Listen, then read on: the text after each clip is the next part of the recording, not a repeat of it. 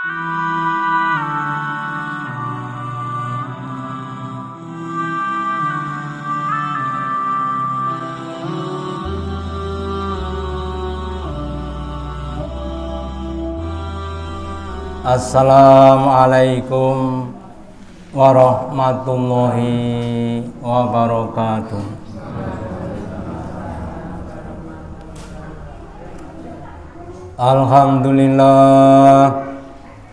Alhamdulillahilladzi an'amana bi ni'matil imani wal islam. Asyhadu an la ilaha illallah wahdahu la syarikalah wa asyhadu anna Muhammadan abduhu wa rasuluhu la nabiyya wa la rasula ba'da. Allahumma sholli ala Muhammad wa ala ali Muhammad kama sholaita ala ali Ibrahim innaka Hamidum Majid wa barik ala Muhammad wa ala ali Muhammad kama barakta ala ali Ibrahim innaka Hamidum Majid. Qala Allahu ta'ala fi kitabihil karim. A'udzu billahi minasy syaithanir rajim. Ya ayyuhalladzina amanu ittaqullaha haqqa tuqatih wa la tamutunna illa wa antum muslimun. Wa qala Rasulullah sallallahu alaihi wasallam, min husnil islamil mar'i tarkuhu ma la ya'nihi.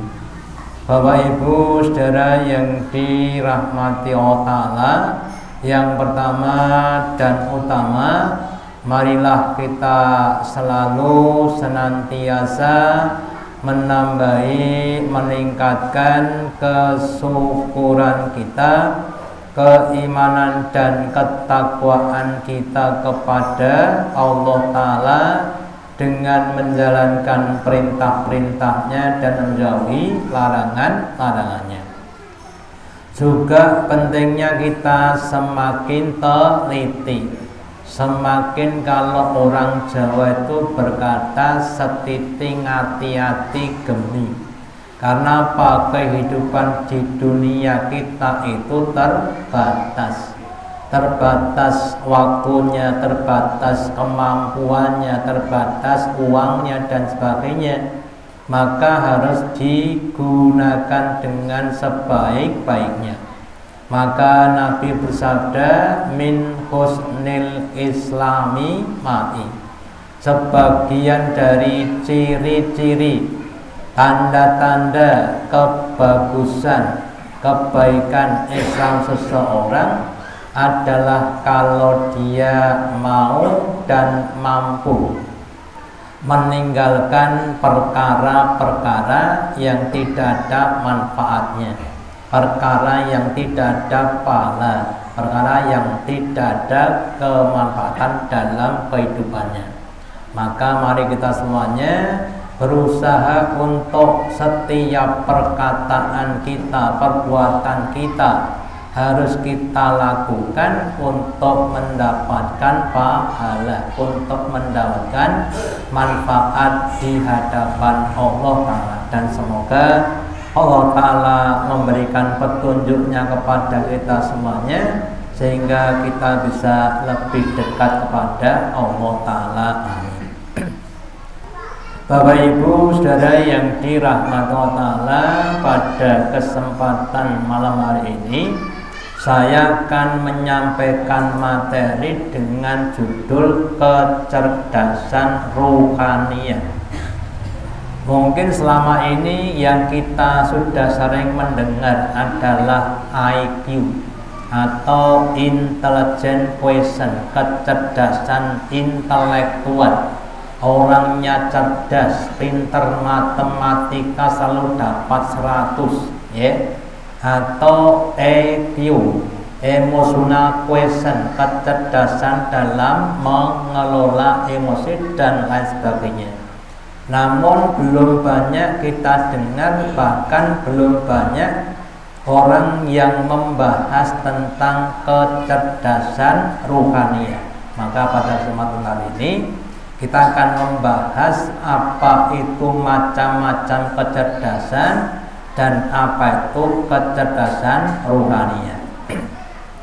Kita awali dari macam-macam kecerdasan atau quotient. Kalau kita urutkan yang pertama dan utama dan banyak orang sudah membahas adalah IQ, ya, atau intelligent quotient atau kecerdasan intelektual, merupakan kecerdasan kognitif. Apa kognitif itu? Berpikir atau arah berpikir yang erat kaitannya dengan beberapa kemampuan seperti kemampuan mengingat, kemampuan memahami, menganalisis, mengevaluasi, serta memecahkan masalah. Orang-orang yang punya IQ yang tinggi itu biasanya pinter-pinter, ya. Kemudian biasanya profesi yang digunakan adalah jadi dokter, jadi insinyur, ya, karena saking pinternya, kecerdasannya, ya. Standarnya 100, bagi yang di atas 100 berarti di atas standar, IQ-nya IQ yang tinggi. Bagi yang di bawah 100 berarti IQ-nya rendah. Nah, kita kira-kira berapa IQ-nya? Ya, monggo, ya. Pak Habibie itu IQ-nya lebih dari 150, ya, sehingga sangat cerdas sekali, ya. Maka dia jadi orang-orang yang profesional. Namun kadang-kadang orang yang ber-IQ tinggi itu kurang mempunyai rasa sensitif pada orang lain. Dia lebih menitik beratkan pada dirinya. Kadang timbul rasa kesombongan karena punya kelebihan. Maka perlu terus dikembangkan, namanya EQ, ya, emotional quotient atau kecerdasan emosional, kecerdasan dalam mengelola emosinya. Ketika menghadapi sesuatu yang tidak cocok dengan apa yang diinginkan, dia marah apa sabar, ya. Memahami bahwa setiap orang itu mempunyai kelemahan dan kelebihan masing-masing. Itu namanya mengelola emosi. Kemudian kecerdasan ini berhubungan dengan kemampuan diri dalam mengontrol perasaan, ya, mengenali perasaan orang lain. Kalau saya ngomong gini pada orang lain, kira-kira orang lain bagaimana perasaannya, ya. Adaptasi, menyesuaikan pada situasi dan kondisi yang ada. Disiplin, tepat waktu, tepat janji, ada rasa tanggung jawab, ada rasa mampu bekerja sama, dan juga adanya komitmen, kesungguhan terhadap janji-janji. Lah, orang-orang yang mempunyai EQ yang tinggi itu cocok menjadi pemimpin. Entah itu pemimpin perusahaan, atau jadi kepala sekolah, atau jadi bupati, atau jadi pimpinan yang lainnya. Karena dia memimpin orang-orang yang mempunyai kemampuan yang berbeda-beda, punya perasaan yang berbeda-beda, punya IQ yang berbeda-beda. Maka nanti kalau panjenengan pengen jadi pemimpin harus punya EQ yang tinggi, ya. Mau menerima kesalahan, saran, kritik, itu adalah untuk pengelolaan emosi, ya. Maka sekali lagi, orang yang punya EQ yang tinggi dia cocok jadi pemimpin. Kemudian spiritual quotient merupakan kecerdasan jiwa. Kecerdasan berat dengan kemampuan untuk jujur meskipun berat. Mengakui kesalahan itu tidak mudah, ya. Kemudian adil, meskipun kita salah harus mengakui, ya.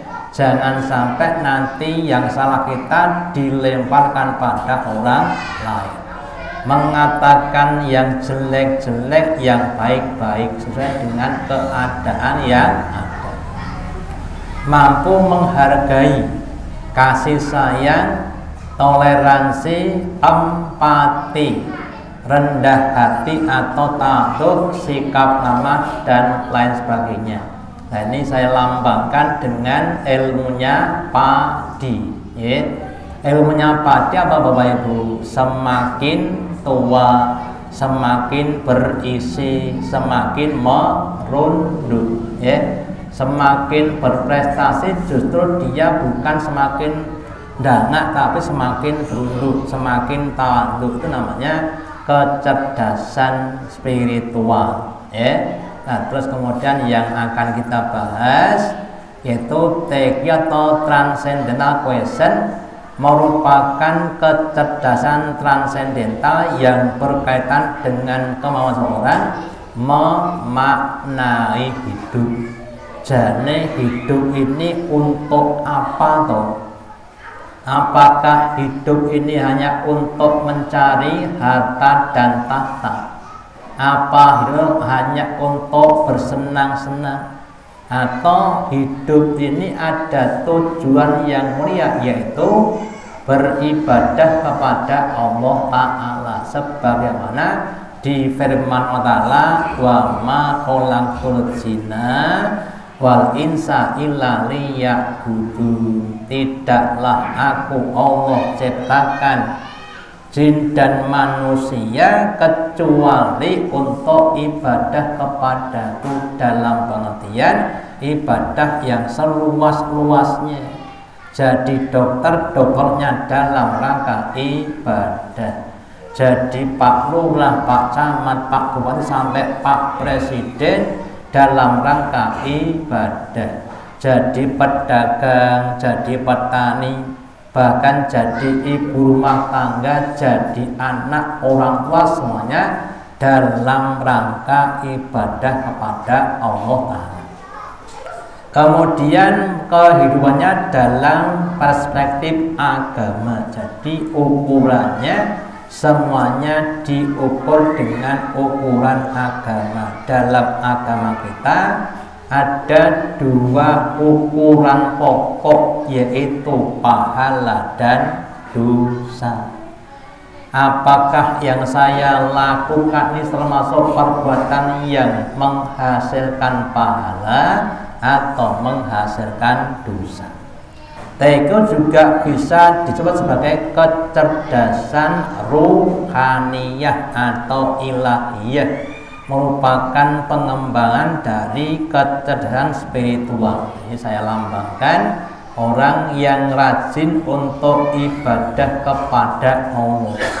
Semakin tinggi tingkat kecerdasan ruhaniyahnya, semakin banyak ibadahnya kepada Allah. Sekali lagi, ibadahnya tidak cuma ibadah makhluk, tapi semuanya sebagaimana Nabi Ibrahim yang sudah memproklamirkan dirinya sebagai Abdullah, inna sholati wa nusuki wa mahyaya wa mamati lillahi rabbil alamin. Sesungguhnya sholatku dan ibadah yang lain, baca Quranku, zikirku, sedekahku, puasaku, termasuk korbanku, hajiku, umrohku, kemudian juga wa mahyaya, penghidupanku sejak bangun tidur sampai tidur, kita pergi ke pasar, masak di rumah, kemudian ketika kita mati semuanya kita persembahkan, kita unjukkan hanya mencari balasan dan keridhaan Allah Ta'ala. Kenapa? Karena hanya dengan kita ikhlas kepada Allah, kita akan mendapatkan balasan yang paling besar, yang paling mulia, yang paling sempurna. Kita contohkan Bapak Ibu, seandainya orang bekerja hanya mencari uang, setelah mendapatkan uang yang banyak, saya kemarin baca gajinya Cristiano Ronaldo jadi pesepak bola niku satu hari 2 miliar, sehari itu 2 miliar, punya jet pribadi, punya kapal pesiar pribadi, punya rumah mewah, mobil-mobil mewah, itu kerjanya cuma nendang bola. Saya jadi guru ngantek pensiun tuh guru ngaran untuk 1 miliar. Itu kalau kita hitungnya apakah dengan uang. Tapi kira-kira besok kalau Ronaldo meninggal dunia, uangnya terus apa manfaatnya? Bahkan namanya Michael Jackson ketika meninggal dunia itu masih mendapatkan royalti dari lagunya bermiliar-miliar, tapi ohnya sudah meninggal dunia, kira-kira apa manfaatnya? Makanya kita harus mengembangkan kecerdasan rohaniyah, karena mau tidak mau kita akan menuju ke kampung akhirat, negeri akhirat yang membutuhkan pahala sebanyak-banyaknya. Sehingga apapun yang kita miliki di dunia harus diinvestasikan, harus ditanamkan untuk mendapatkan kenikmatan besok di akhirat. Kemudian dalam sebuah hadis nanti Nabi bersabda, barang siapa yang dikehendaki Allah menjadi orang baik, maka dia akan difahamkan kepada agama. Jadi kebaikan seseorang itu terletak pada kefahaman orang itu kepada agama. Semakin tinggi tingkat kefahamannya, berarti dia akan semakin baik. Contohnya umpamanya seorang pedagang, dia diberi kepahaman tentang berdagang, dia berdagang dengan jujur, berdagang dengan mengharapkan keuntungan yang barokah dan lain sebagainya. Namanya orang yang dipahamkan kepada agama. Nah, bagi yang tidak dipahamkan, orang jualan tuh yang penting mendapatkan keuntungan yang banyak. Kalau perlu kadang-kadang dengan adanya kecurangan dan lain sebagainya. Makanya semoga kita semuanya termasuk hamba-hamba Allah yang dikehendaki Allah menjadi orang baik dengan semakin dipahamkan kepada agama. Kemudian dalilnya berdasarkan sabda Nabi yang berbunyi, mayuridillahu bi khairan yufaqihu fiddin.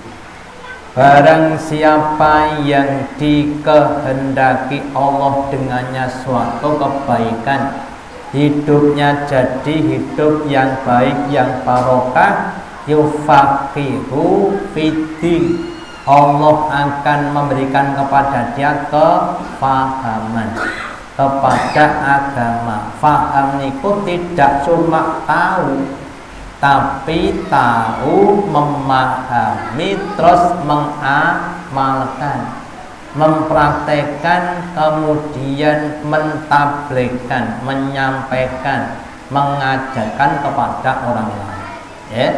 Nah, terus kemudian kita beri contoh orang yang diberi kepahaman dalam agama. ya. Mungkin sudah sering kita tayangkan, ya, orang yang memberi dan orang yang diberi. Istilah hadisnya itu tangan di atas dengan tangan yang di bawah. Yang memberi tangannya di atas, yang di tangannya di bawah. Terus Nabi bersabda, al yadul ulya, tangan yang di atas itu khairun min yadil sufla, lebih baik dibanding dengan tangan yang di bawah. Pertanyaannya, masing-masing dari kita saat ini, ya, kira-kira dijawab dalam hati mawon, kira-kira saat ini kita itu masih senang diberi apa sudah senang memberi, ya. Kalau maaf saja kita masih senang diberi, berarti belum diberi kepahaman, ya. Tetapi kalau kita sudah senang memberi, meskipun memberi doa, memberi tenaga atau bantuan yang lainnya, berarti kita sudah diberi kepahaman, ya. Ada banyak contoh-contoh sahabat Nabi yang diberi kepahaman terhadap hal ini. Contohnya Umar bin Khattab menyembelih kambing, dimasak gulai, dikasih kuah yang banyak, dagingnya dikasihkan tetangganya, kuahnya untuk dirinya. Jadi dagingnya untuk tetangganya, kuahnya untuk dirinya. Sama tetangganya dikasih kuah, dimasak lagi, dagingnya kasihkan tetangga sebelahnya, dan seterusnya sampai balik kepada Umar bin Khattab. Ya. Kalau kita kira-kira seperti itu atau belum? Kalau belum, ya mari kita berusaha, ya, dum-duman barang, ya, entah makanan, entah beras, entah yang lainnya. Apakah kita mendahulukan diri kita atau mendahulukan pada orang lain, ya? Nah, kemudian seandainya kita saat ini masih suka diberi, yuk kita belajar. Monggo kita berdoa kepada Allah supaya kita diberi kemampuan untuk bisa memberi, setidak-tidaknya punya niatan untuk memberi, ya. Terus kemudian yang dimaksud orang tangan di atas adalah orang yang berinfak, dan yang dimaksud tangan di bawah adalah orang yang meminta. Jadi kalau bisa kita ini jangan sampai meminta apapun kepada orang lain kecuali kalau sudah terpaksa, ya. Kalau terpaksa monggo, tapi kalau tidak jangan sampai. Lah kalau diberi bagaimana? Lain perkara. Kalau diberi diterima, diberi apapun terimalah sebagai bentuk penghargaan kepada orang yang memberi. Bu, saya beri nopo godhong pohon, alhamdulillah. Jane ora butuh dong pohon, tapi ya ditampa nggo nyenengke hati orang yang memberi. Dikasih jeruk 1 kilo, ternyata kecut kabeh. Alhamdulillah. Memang niku jeruk wedang kok, ora jeruk buah kok. Lah nek jeruk wedang legi ras tau gawe wedang. Salah sing mangan. Kudu niku gawe wedang kok dimakan, ya salah sendiri. Ya, atau yang lainnya, ya. Jadi yang pertama, monggo kita belajar seandainya dari yang menerima, yuk kita belajar memberi, ya. Kalau nggak bisa memberi uang ya barang, nggak barang ya tenaga, nggak tenaga ya pikiran, nggak pikiran ya doa, ya. Yang penting kita harus banyak-banyak memberi kepada orang lain. Loh, supaya bisa begitu, maka kita harus mempunyai suatu persepsi. sudut pandang. Yang pertama Bapak Ibu, Nabi bersabda, innallaha fi aunil abdi maka abdu fi auni akhihi, yang artinya Allah akan selalu memberi pertolongan kepada hambanya selama hamba tadi mau menolong kepada saudaranya. Semakin banyak kita menolong kepada saudara kita, maka Allah akan semakin banyak menolong kepada kita. Kalau kita ditolong Allah, maka tidak ada perkara yang tidak selesai. Semuanya akan selesai. Meskipun susah tapi akan selesai. Itu yang utama. Yang kedua, kita harus punya persepsi bahwa kita menolong kepada saudara itu sebagai suatu amal perbuatan yang akan dibalas minimal 10 kali. Jadi kalau si A memberi uang kepada si B 100.000, maka Allah akan balas kepada si A 100 kali minimal 10, berarti minimal 1 juta atau bahkan lebih daripada itu. Yang ketiga, harga diri orang yang memberi itu lebih mulia dibanding dengan yang diberi. Yang keempat, kita harus beryakin kalau kita memberi kepada orang lain tuh hakikatnya adalah rezeki mereka yang dilewatkan kepada kita. Jadi kita dilewati rezekinya orang lain. Sehingga kalau kita punya persepsi yang seperti itu, kita akan rajin memberi. Bahkan kalau kita lihat Kiai Haji Ahmad Dahlan, pendiri Muhammadiyah, berkata, jangan kau tanyakan apa yang dapat kau minta dari Muhammadiyah, tapi tanyakan apa yang kau dapat berikan kepada Muhammadiyah. Kalau kita balik pada kita, jangan kau pikirkan, jangan kau tanyakan apa yang dapat kau ambil, kau minta dari orang lain, tapi mari kita pikirkan, kita tanyakan pada diri kita apa yang dapat kita bantu berikan pada orang lain, sehingga kita mempunyai mental memberi, bukan mental meminta. Terus kemudian jadi tangan di atas adalah memberi, tangan di bawah adalah yang meminta. Terus yang kedua, contoh kefahaman dalam merespon. Merespon suara adzan. Suara adzan adalah suara pertanda dan mengajak orang untuk menunaikan sholat. Nabi bersabda, "Lau ya'lamun nasu ma finidai."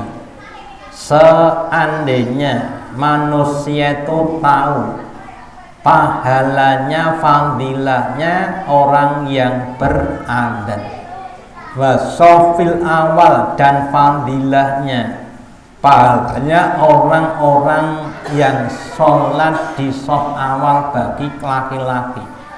Karena banyak yang tahu, terus banyak yang mau. Padahal satu masjid adanya sehari cuma 5 kali, tambah 1 6 kali.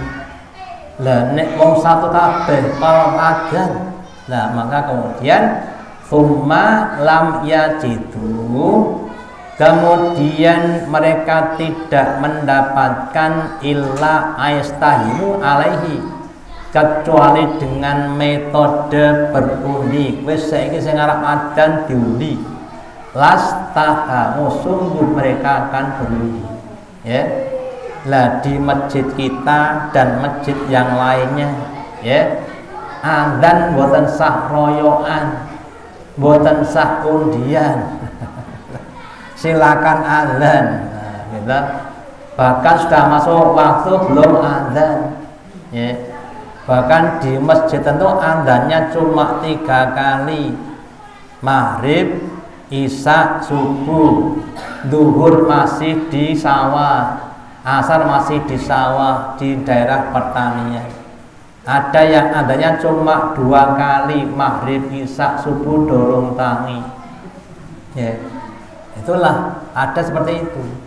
Lah makanya mari kita berusaha untuk bisa adzan. Setidaknya kita lebih awal datang di masjid untuk bisa di shop awal.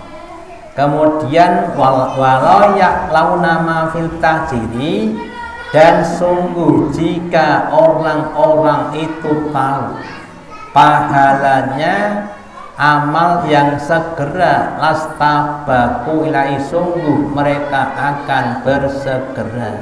Ya, yang sering saya sampaikan Bapak Ibu, seandainya di masjid kita ini di shop pertama dikasih uang 100.000, shop kedua 50.000, shop ketiga 20, shop keempat 10, shop kelima 5.000, shop keenam 1.000.